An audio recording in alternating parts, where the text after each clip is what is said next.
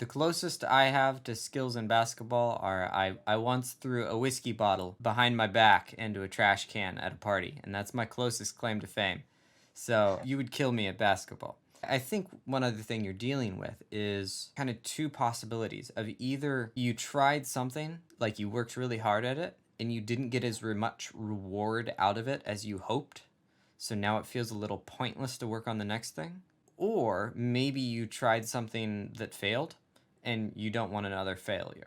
And the truth is, if you were to face up to it right now, is that at the moment you're shit at film because you haven't gotten there yet. And it's like you have to face that, which is a phenomenally difficult thing to do. Like, I want to point out that's not easy. And anybody who like thinks that's supposed to be like, oh, I should be able to just go and do that is really misunderstanding how complex that is. One of the things I really recommend doing is recognizing when something is difficult. It's very common in our world to look at things and be like, oh, well, you little bitch, you should be able to do that. You know, like you just kind of tell yourself, you're like, well, obviously you should be able to get that done.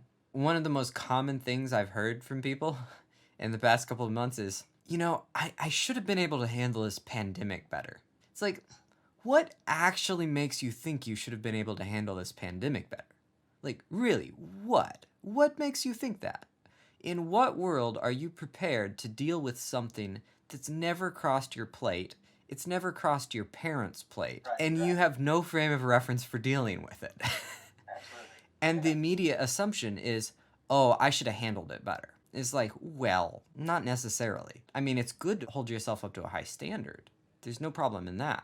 But the problem of assuming that you should handle it better is sometimes when you do that, you actually miscalculate the difficulty of your next action, which means you miscalculate what you need to do to take it.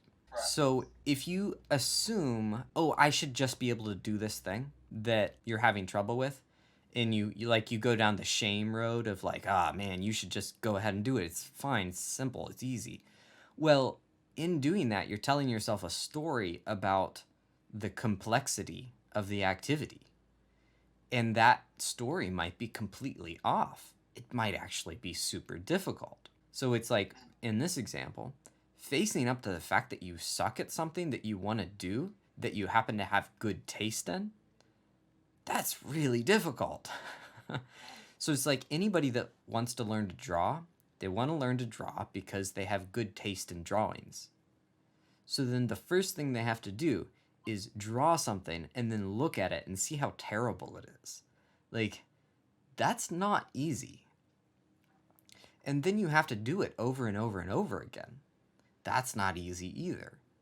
So there's a bunch of difficulties in this basic task of taking on a new activity. In a way, one of the most useful things you can do is just assume you're a donkey at the thing that you're trying to do.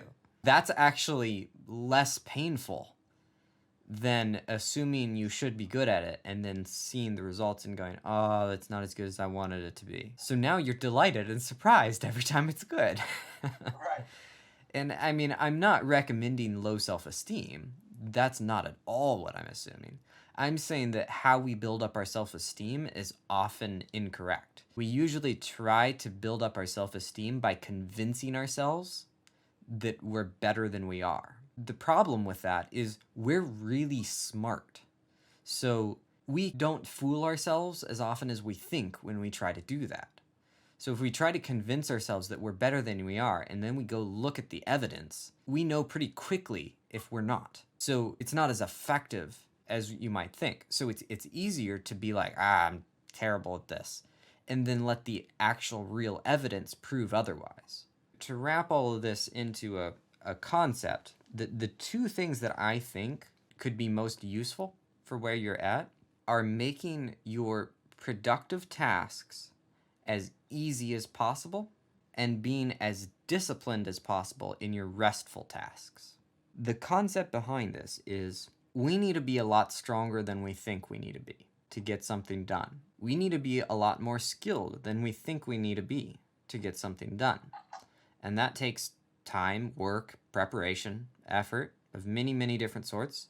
And included in that is many, many different forms of recuperation. Most of the time, we make the mistake of pushing our achievement-based goals as hard as we possibly can, and then underemphasizing restful goals, such as working out, eating healthy, meditation, going for walks, whatever it might be. But the weird thing is, a lot of people with a really strong desire to achieve, if they were happy, healthy, and in a high functioning state, they would achieve no matter what.